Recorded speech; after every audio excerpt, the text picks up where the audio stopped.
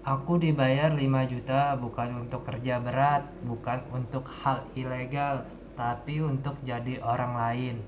Selama 7 hari, namanya bukan namaku, hidupnya bukan hidupku, dan satu-satunya syarat aku tidak boleh bertanya kenapa.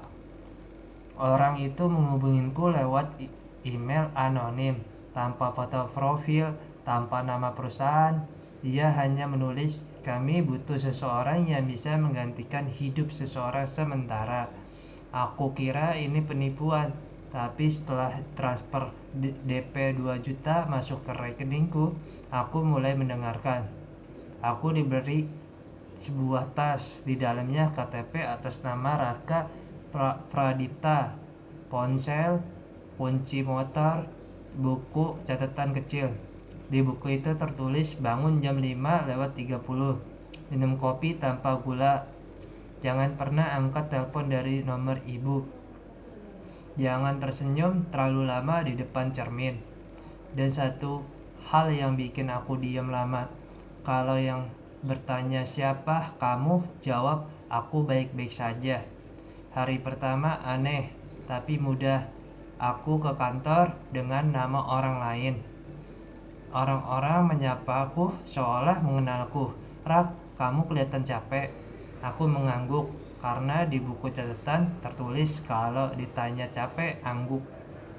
Hari ketiga, aku mulai sadar sesuatu. Mejanya kerjanya rapih, terlalu rapih, tapi ada foto keluarga.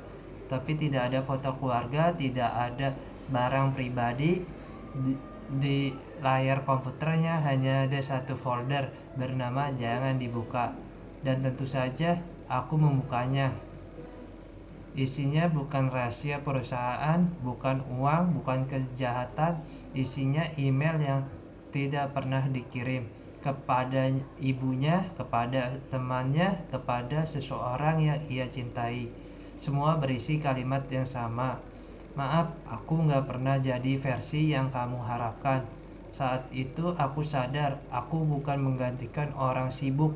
Aku menggantikan orang yang lelah sebagai hidupnya diri sendiri. Hari kelima aku melanggar satu aturan.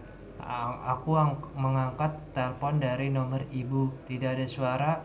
Lalu sebuah pesan masuk, terima kasih sudah menggantikanku. Aku akhirnya bisa bernapas. Tanganku dingin, karena pesan itu bukan untukku. Aku mencari nama aslinya, alamatnya, media sosialnya, semua sudah dihapus. Orang itu tidak diculik, tidak hilang. Ia pergi dengan sengaja, meninggalkan hidup yang terlalu berat, dan membayar orang lain untuk menjaga hidupnya itu tetap berjalan, supaya tidak ada yang bertanya. Hari ketujuh, tugasku selesai. Aku meninggalkan kunci, ponsel, dan buku catatan. Tapi sebelum pergi aku menulis satu kalimat terakhir. Terima kasih sudah mempercayakanku. Tapi hidupmu tidak pantas ditinggalkan selamanya. Aku tidak tahu dia akan kembali atau tidak. Yang aku tahu cuma satu. Kadang orang ingin hidup tapi bukan sebagai dirinya. Dan mungkin itulah alasan kita sering capek tanpa tahu kenapa. Terima kasih.